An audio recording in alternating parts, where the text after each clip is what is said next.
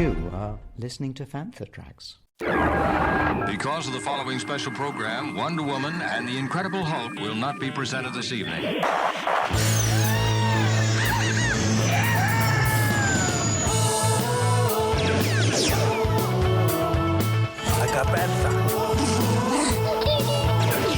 It's time to get all your Star Wars news in a single file. That doesn't sound too hard. This is Making Tracks. This is the way. Here are your hosts, Mark Newbold and Mark Mulcaster. I know these people. They are brutal. Does this look Jedi to you? That's not how the Force works. They'll never see it coming. Count me Mr. Newbold, how the devil are you? I'm very well. I'm looking forward to chatting because there's loads and loads of news this week. It ebbs and flows like Star Wars always does, but I think this week has been particularly busy.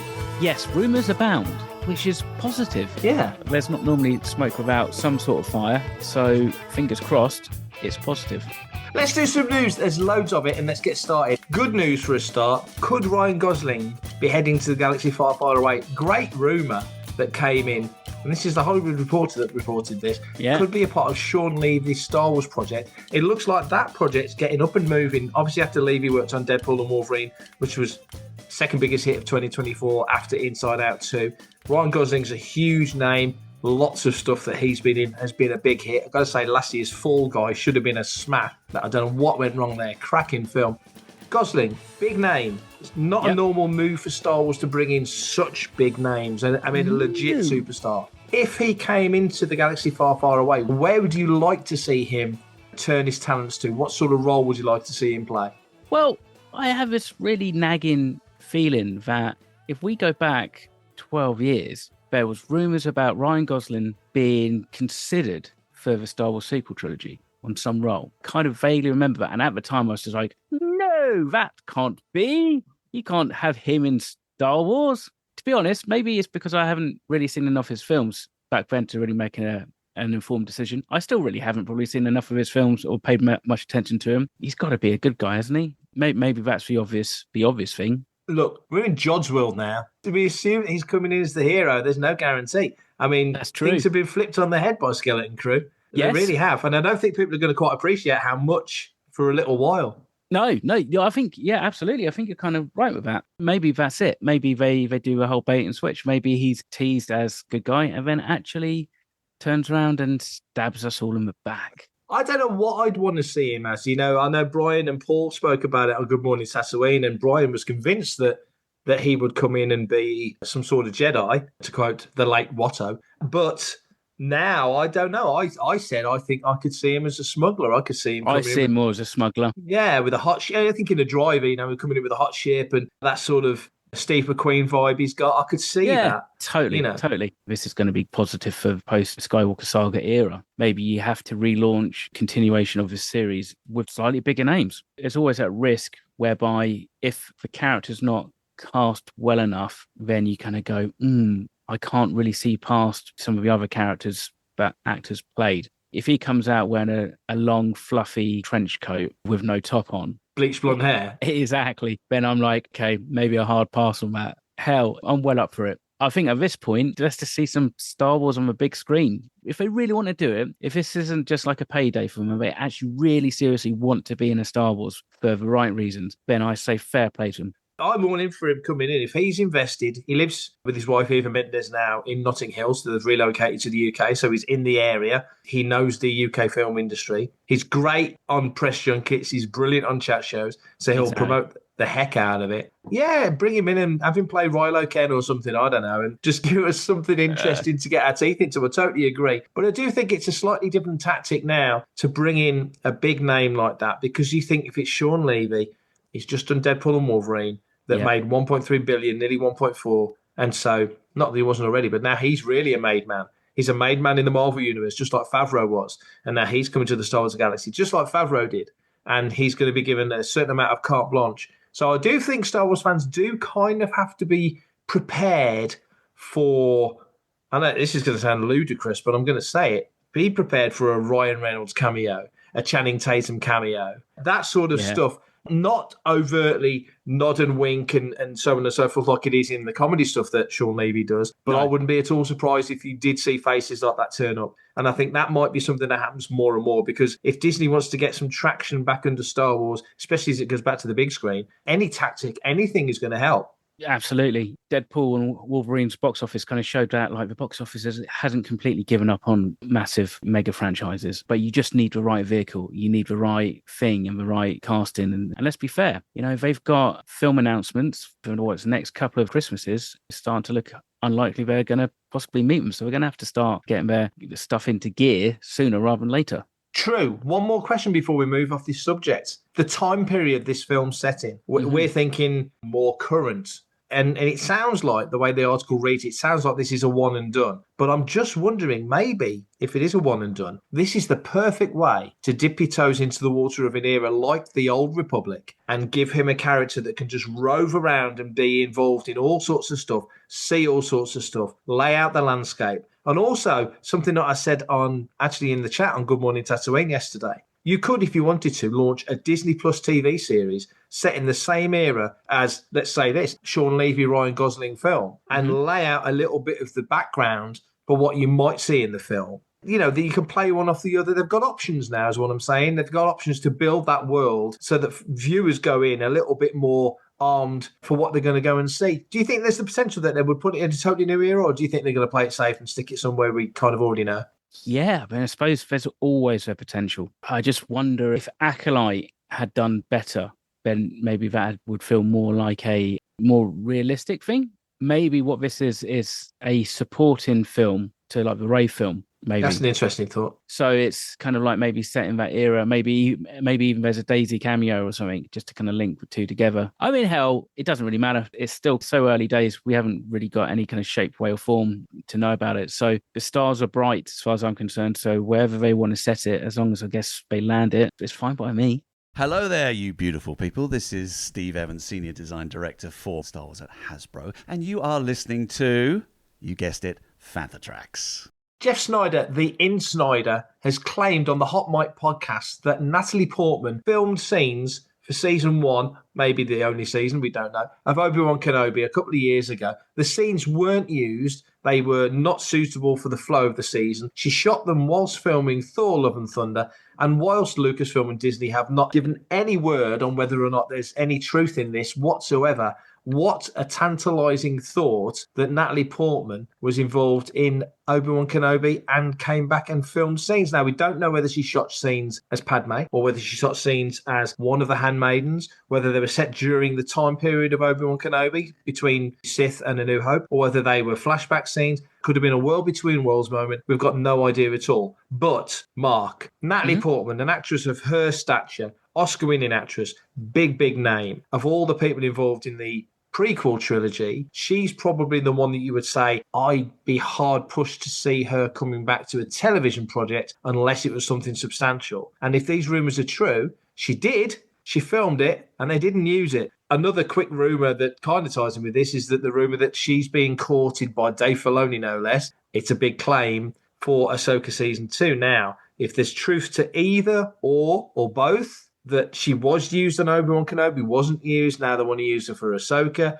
you'd imagine there would need to be assurances that I'm wasting my time on this if you're not going to use me. Yeah. There's a lot to unpack. What do you think, Mark? I kind of find it hard. I mean, I don't find it hard that maybe she could have filmed stuff for Kenobi. I do kind of find it hard that it wouldn't have been included. I mean, it must have been really convoluted or really left of field by what we got in the final story for it to not work. Okay, maybe. Well, I mean, they had enough goodwill from all the fans. Everybody wanted to see that. And we had Hayden back in Obi-Wan Kenobi. So it would have been fantastic to get the big three from the prequels all back on the same screen. And I kind of wonder, yeah, that's why I'm kind of like, they would have this and they wouldn't have shown it. And even really it's kept it so quiet about it as well for such a long period of time. We've noticed recently, haven't we, that like she's mentioned Star Wars a lot. I think she's found a new appreciation through the fact that she's a mum and her kids are into Star Wars. So therefore, what mum wouldn't want to flex a little bit about the fact that they were actually in the Star Wars trilogy to their kids and probably to their kids'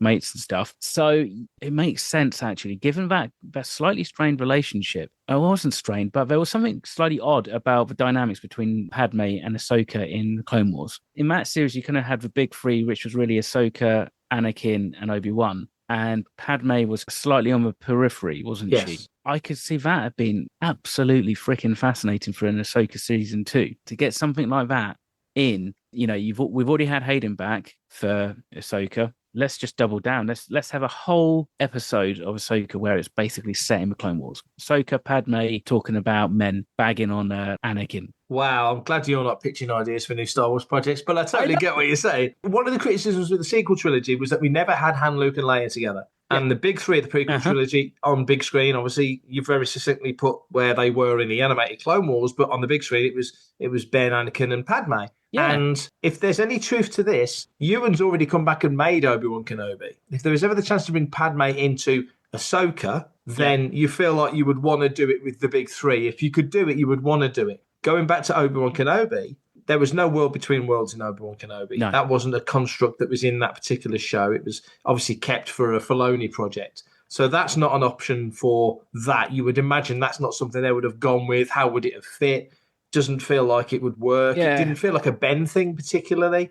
Yeah, I think the only place that maybe it would fit would be between like the Ben Vader stuff near the end of that season. Really, that lot was the last 2 episodes, wasn't it? I mean, you could kind of see it actually. Maybe that was just that one extra story thread to that confrontation that maybe would have slowed it down and weighted it down a little bit, bogged it down really, and maybe made it slightly less easy to kind of like navigate as a casual fan. I don't know. I mean, I guess if that would be the only place I would put any kind of Padme stuff in that series. Here's a thought then, and this is a real world practical consideration. If you're Ewan McGregor and ILM say, we can knock 20 years off you and make you look just like you did in Revenge of the Sith, would most likely go, great, go for it, because it's a different kind of process, I would imagine, to going to Natalie Portman and saying, Natalie, we want you to look exactly like you did in Revenge of the Sith when you were, 19, 20? I just wonder whether it would be something that an actress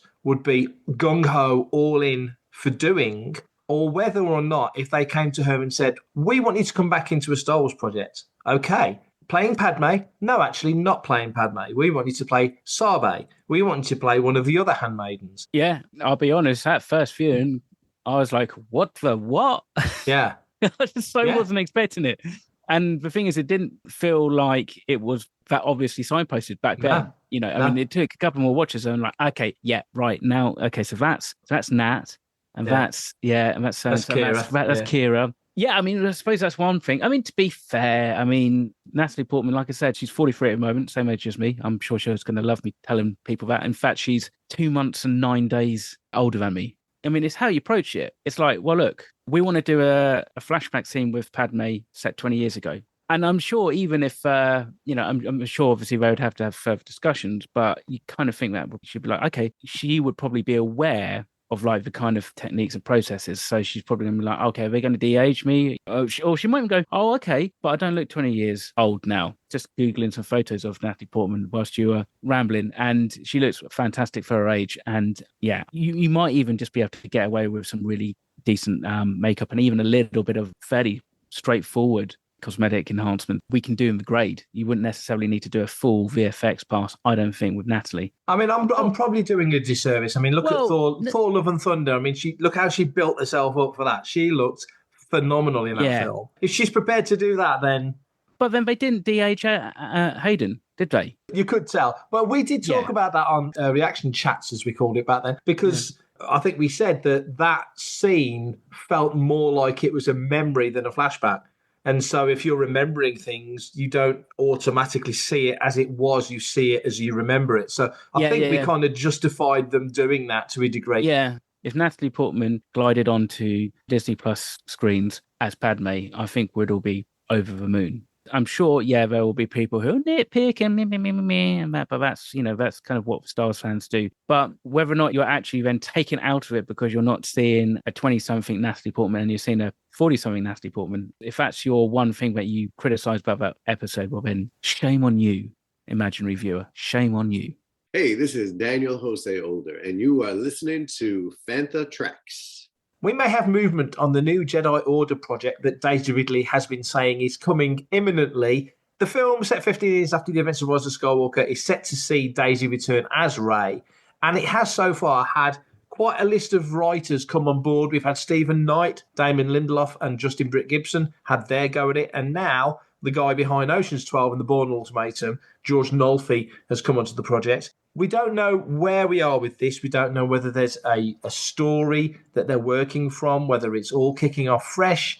We just hope it's moving forward and going to happen fairly soon. Daisy actually today shared the Deadline article on her Instagram feed. So she's given absolute validity to this news that George Nolfi's come on board. But what do you make of this now? I mean, it's another step towards the completion of the film. It's not like Star Wars films haven't had, Michael Arndt had a crack at Force Awakens, then somebody else came on. It was the same with Rogue One, with Gary Whitta, and, it's happened with a lot of the projects. But what do you make of this latest move? Because it is a guy that's worked in IP before. It seems like there's definitely confidence and faith in the Rey character. They must have enough that they want to keep on pushing it. This has been in development for what feels like a very long time. It's coming on 2 years since Celebration when Daisy came on stage. When they did the big announcement, and it was in development before that. So the question is this the fact that maybe they're trying to iron out the story? But I kind of feel like maybe they're kind of just trying to find the right tone. Because like Bourne Ultimatum and Ocean's 12 are two kind of very different films, both quite intricate, and you need to really get plotting down. Both those films, if the plotting's not working, then they fall apart. But it's those kind of films where it's very cleverly written and constructed. Now, that's not to say that Star Wars isn't cleverly written and constructed, but maybe it's just like they just need a fresh take. What you just said there is part of the thing. Is the Rey film a bedrock around which other projects will be built, or is it reacting to other stuff that's happening around it? I just wonder which is the tail wagging the dog, or you know what I mean? Which way around is it? I kind of get the feeling that they roughly know what they want to do with it, but maybe they don't quite know where to take it. The continued future of the quote-unquote Skywalker saga, so that post-Rise of Skywalker era, is still with Daisy. Daisy is clearly still wanting to do this film and still pushing it, and that's fantastic as far as I'm concerned. And it's just maybe a case of the scripting's not working, or maybe there's something in there, like there's a story section that they can't seem to kind of work around, and maybe they have to bring in fresh eyes and a different take to kind of do it. So as with everything, a hiring is normally better than a firing. So fingers crossed the film's heading in the right direction. For everything in one location, daily news, reviews, interviews, podcasts, video, and social media feeds, bookmark FanthaTracks.com for Star Wars news 24/7, 365. Here's a question for you then. Go on, then. We know Daisy is in. She wants to come back as Rey. She's keen for it. She's made that very clear in interviews over the last 18 months. I wonder how, and I'm waggling the air quotes, how all in is she? Let's throw a hypothetical idea up in the air. Let's say that somebody at Lucasfilm has sat down with Daisy and said, right, this is the Rey film, and whoever is going to be the writer, George Nolfi, will get credit, and maybe the other guys we've mentioned will get credits, and so your team's coming together. What if, this is a big what if at some juncture they say, we're going to launch a Disney Plus TV show to run concurrent with this, because in this film, your character Rey is doing this, and we think we could spin off a TV show focusing on that. And you're not the star of that show, Daisy, but we'd love you to come in for 3 or 4 episodes because we want your character present in that particular part of the world. Do you think Daisy would be up for something like that? I mean, it's something to say, yeah, you're back on the big screen. You've had 3 movies do $1 billion. One did $2 billion. Now, 6 years, 7 years on, by the time this film comes out, the landscape of entertainment has changed, and we'd like you to appear on the TV show that's going to accompany the film. Do you think that's something she would do? That kind of sounds like a very kind of MCU type thing to do, isn't it? Very. Hell, I mean, if she's starting up a Jedi Order, you could kind of say, well, she's playing that kind of Samuel L. Jackson character. Have you heard of the Avengers? Introduces himself in Captain America, and so over the course of 2 or 3 different films or series, as we kind of build up to who this Rey character is or what she's doing at the time and stuff. So that would be quite cool, and that would definitely help link the like films and projects together. you know? I mean, you've made the best example there that I didn't even consider when I went off on my rant. That Marvel has already done this. Marvel did it with, Samuel L. Jackson was in all those films and then goes and steers Secret Invasion, which was a pile of doo-doo, let's be honest. But nevertheless, there he was. You've got these big hitters. So if they're happy to do it in the MCU to ridiculous financial reward, why wouldn't Star Wars want to do it?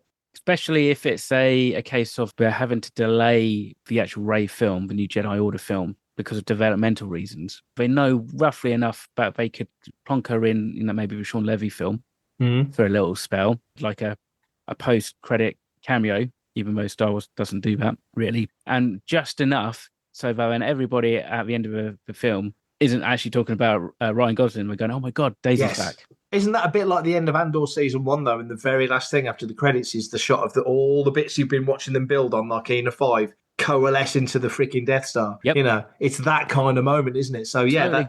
that's a great point.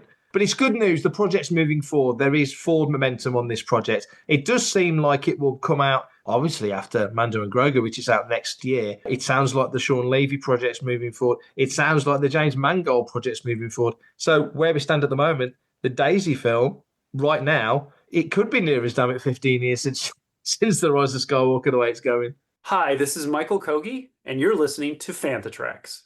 The 2025 Academy Award nominations came through this past week. ILM have grabbed 2 nods for Alien Romulus and Wicked. That film alone got 10 nominations. Incredible. Yeah. And Skywalker Sound, they got a nod also for their work on The Wild Robot, which was fantastic. And if you've seen it, you'll know, featured the voices of Lupita Nyong'o, Pedro Pascal, and Mark Hamill. I'm thrilled to bits because it's ILM and Skywalker Sound, and we're Team Lucasfilm. So that's great news, even though obviously no Star Wars projects or indie projects in there. It's other stuff. Best wishes to ILM and Skywalker Sound at 2025 Fingers Oscars. crossed for them. Yeah. Fingers crossed completely. Hi, everyone. This is Misty Roses, and you are listening to Fantha Tracks. I have spoken. So some interesting figures have come through for the season 1 of The Acolyte, the only season as it stands, because it was cancelled not long after the final episode came out. Disney Plus via Luminate have listed their top 10 titles for 2024. And sitting at number 1 was Percy Jackson and the Olympians, but number 2 was The Acolyte. Of the top 10 shows, 6 were Star Wars, 3 were Marvel, 1, as I've just mentioned, was Percy Jackson. The Acolyte accrued 2,673,000,000 minutes watched since it launched on the 4th of June last year. Incredible numbers when you look at them as pure numbers. And when you compare it to major Marvel productions like Agatha All Along, Echo, X-Men 97, which was animated, it makes you wonder whether or not there's an argument for The Acolyte to maybe return at some juncture. It was expensive to make, incredibly expensive to make. Our very own Brian Cameron gave us some figures and told us that Acolyte's budget was 230 million. I think if you compare that to Skeleton Crew's 115 million, it cost exactly half of what that cost. Skeleton Crew at the moment has got 914 million, but don't forget, it only came out about 6 weeks ago. So pretty good start for Skeleton Crew. But nevertheless, what do you make of those figures? Do you think there's an argument for Acolyte to be the recipient of a U-turn from Lucasfilm and Disney and maybe get a second season? Or do you think there's counter-arguments because of the expense of the show? I mean, it cost them the same as most blockbuster films. I suppose this is the argument, isn't it? For a single series, The Acolyte is too expensive. If you've set the groundwork and you've built the infrastructure in the world and done all the development for a second or third season and you can reuse a lot of your assets, then maybe you can bring in your second and third season to be more closer to like the Skeleton Crew's first. So 115 million. So the question really is, these are like the actual total amount of minutes watched, but would this table change for seasons completed? Like what percentage of all the viewers of The Acolyte actually saw all 8 episodes, as opposed to say season 3 of The Mandalorian or even Skeleton Crew or even Bad Batch? The interest for The Acolyte was, it's about Sith, it's set in a new era of Star Wars, it's something we haven't seen before.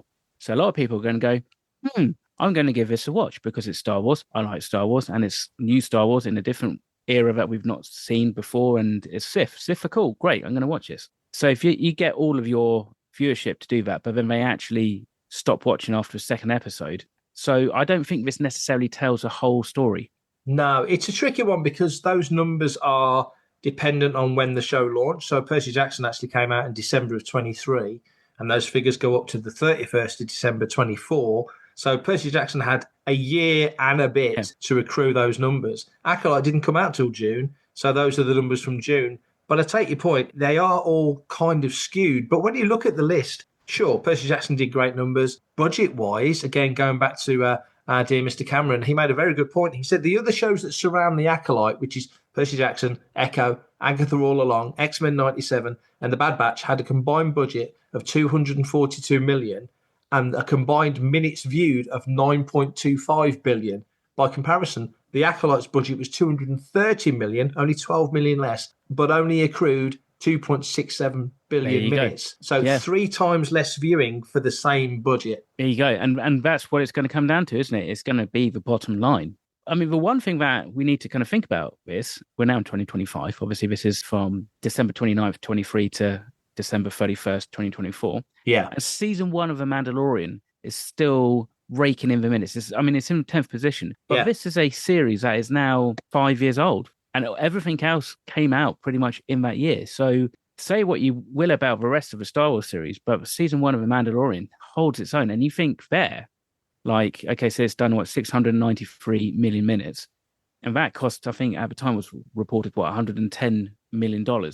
So that, in viewership, you would think has made its money back tenfold. Well, that was another point that Brian made. Again, going back to Brian, and thank you again, Brian, for the figures. Make sure you watch Good Morning Tatooine Sundays at 9. The Mandalorian. And if you really, really, really, really like lots of numbers and lots of math, because Brian is really good at maths. Very true. The Mandalorian season 3, this is incredible, had 7.5 billion minutes viewed, but the budget was half of the Acolyte. So the budget was 115 million, but had 7.5 billion minutes viewed. And that was presumably right up to the end of these figures. As you just said, you mentioned season 1 having 693. Season 3 of Mando had 811 in the year after it came out. So it would have had tremendous viewership in 2023. Of course, the same year that Ahsoka had her debut as well. And in the second year, Ahsoka had 841 million. Skeleton Crew, again, it's a slightly unfair comparison. Skeleton Crew's literally, even as we speak, not even been out for 2 months and has accrued nearly 1 billion minutes of viewing time. So that feels like a solid start. But of course, the budget for Skeleton Crew was 115, 120, as we understand. The one that really surprised me, actually 2 that really surprised me, was The Bad Batch with 923 million. Absolutely. Mm-hmm. Phenomenal. And I'd love to know what the figures for seasons 1 and 2 were. And X-Men 97, which really was an over-the-board smash with 1,437 million minutes viewed. So phenomenal numbers for those animation projects. Absolutely. That's almost, if not more interesting, I think, than just looking at it from the, the headline that the Acolyte, had lots of minutes watched. The appeal of The Bad Batch really is basically that of people who have watched the Clone Wars and Star Wars Rebels, really. It's kind of like Star Wars animated. So it makes it an interesting kind of thing to have that, sat in 6th position. I think it's testament to really that actually it doesn't really matter what the medium is. If you've got engaging stories and fun characters and that, people will watch it. Absolutely. And we posted this article, obviously on Fantha Tracks, and I was very keen to post it because it becomes a talking point for us on this show. But I think almost looking at those figures points to the fact that Lucasfilm probably need to look at bolstering and doing more animation. Bad Batch, to me, that looks like a really healthy figure. I know I don't know how much the Bad Batch cost to produce. I know animation's not cheap, but it sure as heck isn't as expensive as live action. And as Brian has said there, with Percy Jackson, Echo, Agatha All Along, 3 of those 5 shows that he bundled together to that budget of 242 were live action. I understand Agatha All Along, I think I read somewhere, was the cheapest. That's probably not the right word to use. The most frugal Marvel show so far. To me, and I know Bad Batch had its time, that reads to me as much as let's give the Acolyte another chance. But when you break it down and talk about it in the terms that we have here, maybe not. It says, please, give us more animation. You've got to now turn your eyes to Celebration Japan and think, there's got to be some kind of announcement there, hasn't there, for more animation? You'd like to hope so. Star Wars does really do well with animation, and I think it's a very fertile ground to develop stuff. You can do so much because it's an animation. Take a look at some of those episodes of like the Clone Wars, the Zilla Beast episode. Could you imagine that as a live action? How much would that have cost in live action on that scale? One thing to point out is that filming in the UK gives them tax breaks. So they do get a chunk of that budget back. So whilst it's a significant number on paper, I don't think that's exactly and ultimately what it would have cost Lucasfilm and Disney. There are benefits. And obviously they've got this massive lease on Pinewood, so that's going to save them money. I know that, well, I say that. I mean, I'm saying it like it's a given. It's not. We've just had The Mandalorian and Grogu filmed entirely in the United States. The first Star Wars film to film completely over there. And one of the benefits of that being filmed on stagecraft techniques in the volume and so on and so forth is that there's no leaks. Nothing. Incredible. And we know nothing about that film. So there's benefits to doing it that way. And I don't know when we'll find out the budget for that movie. I'm sure we will at some point. I'll be very interested to see what the budget for Mando and Grogu is, because I know they're going to push the boat out a little bit more than they would with a TV series or season. But you've got to think a 2-hour Mando movie doesn't feel like it's going to cost the earth when so many. You raised a great point earlier about the assets being in place for things. You know, if they did the season 2 of Acolyte, it wouldn't cost as much as season 1 because so much is already in place. But with Mando and Grogu, it feels like there's a heck of a lot of stuff already in place. I'll tell you what, I'm going to make a guess. And what's your guess? Just, budget? You know, for budget for Mando and Grogu. Okay, and you need to write this down. I know you keep note of these things. I'm gonna put my finger in the air and say 150. Interesting. Okay, so New Bold, 150 million, and Mulcaster is going in a little bit higher, but not that much higher. 185. Okay, $185 million. That's what we reckon Mr. Filoni and Mr. Favreau's got to spend. Let's see how close we get. I'm Gareth Edwards, and you're listening to Fantha Tracks Radio. One of the factors, I mean, I'm sure we'll come back to this topic as we get nearer to the release of the film, but one of the factors, I think, is that your headline name on that project is Pedro Pascal. I was going to say it's a puppet. Well, yeah, very true. It's a puppet. But now Pedro, as we know, is basically the voiceover guy. That you got Lateef Crowther, you got Brendan Wayne, you got other performers who physically inhabit the armour of Din Djarin. And whilst I'm sure Pedro will have a couple of scenes with the helmet off because you want to see, the internet's daddy on screen if you can, he's not there for 6 months or however long filming the movie on location. It's not that kind of project. And so you've not got a massive expense there. You have got other names coming in and out. We've heard rumours of other people. We know Sigourney Weaver's in it, so she don't come cheap. But, there's other names that will be in and around it. But it feels to me like certainly the biggest expense, apart from Favreau's cut, is probably going to be, ILM putting their work on it, and Ludwig Göransson, who's now a 2-time Oscar winner, putting his music to it. And so other elements are going to be probably more expensive than your lead actor. Yeah, that's a good shout. I tell you one thing, coming back to this table, I would be really curious to see an all-time ranking of the Star Wars series based on million minutes. Me too. And that is a challenge we should put out to Brian Cameron, who I know listens to this show, sometimes a week or two after because he's got a lot to do and he's always playing catch-up. But Brian, if you're hearing this, compile that list. We will talk about it on Making Tracks. I know you'll probably want to talk about it on Good Morning Tatooine, but it's all good. Yeah, I feel very much the same. I'd be very curious to see how far ahead. You've got to assume Mando Season 1 is the all-time king. Yeah, you would think Mandalorian. I mean, interesting that Season 2's not on there. Kenobi's not on there. Book of Boba's not on there. Andor's not on there. So it'd be interesting to see if we get this data released next year, we can sit here and look at this and see where Andor Season 2 may have landed. And even maybe, where the Skeleton Crew kind of ends up in the grand scheme of things. It's still very new. From what I'm hearing from a lot of people, it's still gaining a lot of traction. A lot of people who've discounted it to begin with and, actually kind of watched the whole season. Well, think back to when The Acolyte came out. It was a month after The Acolyte finished when it was announced they weren't doing a second season. Yeah, exactly. Now, so if we haven't heard any whispers yet either way about Skeleton Crew, have we? No, we haven't. I think that The Acolyte's fate was probably sealed even before it finished its first season run. I think that decision was almost probably made after the first couple of episodes based on audience reaction and looking at the facts and the figures. Because like you said, it was about a month after. Yeah. So I reckon they started probably talking about it and were probably disappointed with the numbers from the get-go.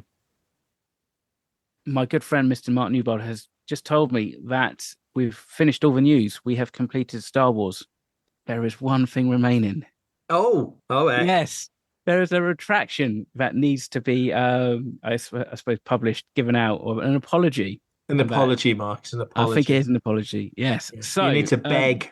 So this is a listener's well, not even a listener's question. This is a listener's feedback. No. But this is the listener's retraction. Yes. Okay. This is the listener retraction. So my good friend, Mr. Skywalker, got back in touch with us after the last episode and said, "Hi, mate. I just listened to the latest episode of Making Tracks and heard you answer my question. I did watch every episode of Skeleton Crew." Did he underline did, capital letters, bold, italics? It was in a Facebook message, so no, Okay. but I kind of got the intent from it. But yeah, so I did watch every episode of Skeleton Crew and I enjoyed some of the later episodes. Overall, I think it's a very well-made series, but clearly made for younger people, 40 years younger than me. So this is obviously in reference to the fact that I said in the previous episode that Lee didn't actually finish the whole of Skeleton Crew. So I have been corrected, and I'm going to hold my hands up and say I made a mistake. I stand corrected. Wow. Things I did not have on my bingo card for 2025. Mark making a retraction. Well done. Let's be fair. We've got to 215 episodes. What episode number did I start in? Like 34? 25. 25. So there you go. So there's like 190 episodes where I haven't had to make a retraction. And there's probably somewhere I probably should have really made an apology to somebody. Oh, totally. Yeah. All this is it's the first time we've been called out. That's all this is. Exactly. Yeah. So at least there's proof that people do listen to the show. And you watch now, we're going to get messages from Natalie Portman and Daisy Ridley.